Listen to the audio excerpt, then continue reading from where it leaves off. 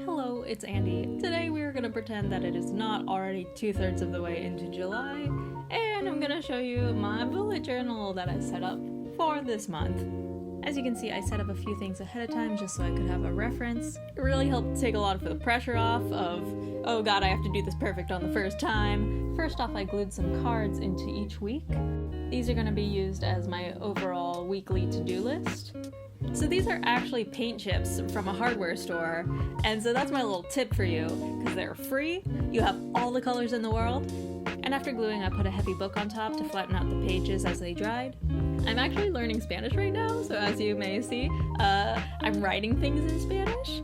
So I was going to use this month as practice for writing out Spanish and learning new words. So that's why everything's in Spanish. I am sure there are a lot of mistakes. Feel free to correct me if you see anything that is just glaringly awful. But I tried my best.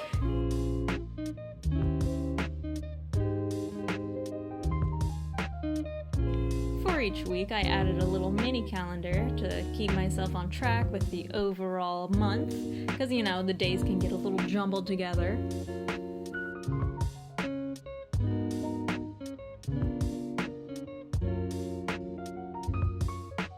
And I also added a habit tracker for each week. Previously, I did a monthly habit tracker, and I found that it was very discouraging. If I was on a losing streak, I would just see how awful I was doing for the entire month and kind of give up on that. But it's a lot more manageable when it's just 7 days. It's easier to get back on track. For July, I wanted to do a golden brown color scheme. So I took a gold Sharpie and I wrote out the day of the week and the corresponding number of the day. I took a brown micron and wrote a very lengthy, loopy, cursive thing in the middle of that.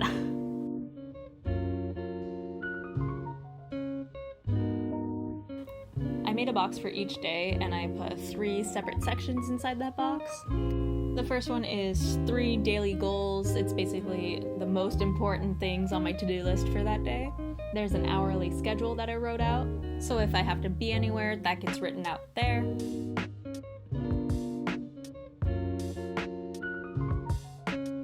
I also made a notes section, which I use at the end of the day to write how my day went. Kind of like a little journal entry, but very short, very bullet pointy. Mostly the highlights and the lowlights of the day. And I just repeated all of that for 31 boxes for July. Amazing, my hands love me. Jumping to the last couple pages, this is where I had my weekly review boxes. Inside each weekly review, I made a little box for tracking my hours of working. That includes my day job and then also tracking my art hours, which include editing, filming, drawing, all this jazz. There's a line for each day of the week. There's a column for my art and there's a column for my job.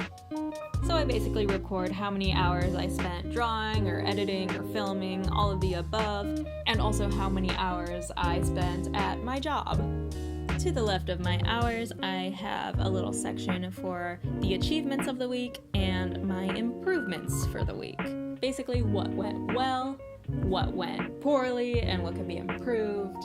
All that jazz. Just a nice little weekly review. See if I'm on track with things.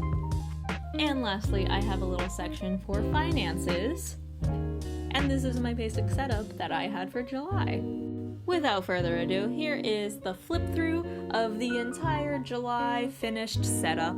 On the July cover page, I decorated it with a top-down view of various cups of coffee and teas and beverages. Didn't do nothing to the calendar, so it's a plain old calendar. Simple, straight to the point. And we flip over to the very first week of July. By the time I filmed this flip through, 2 weeks of July had already passed by. So the first 4 pages are gonna be filled out. But hey, you get an example of what I intended everything to look like. For the second week, I have a few more drawings of coffees, kinda, splashing around. I really like the mason jar drawing, that's one of my favorites. As you can see with the habit tracker, if I did something, I put a dot. If I didn't do it, I left it blank.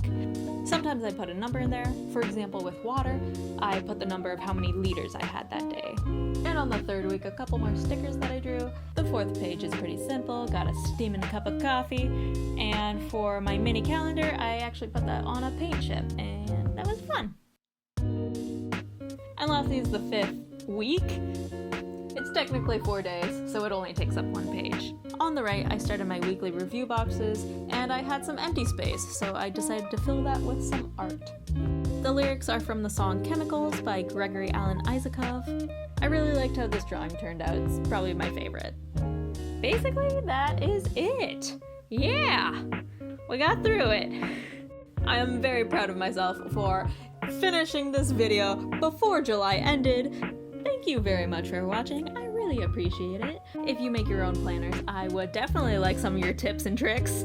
As I'm doing all those weird little hand gestures, here is a preview of my Tumblr and my Instagram. You can follow me on there, I post more of my art, my photography, all that fun little stuff. I've been very active on my Tumblr recently, so if you want to see more behind the scenes, go follow me on there.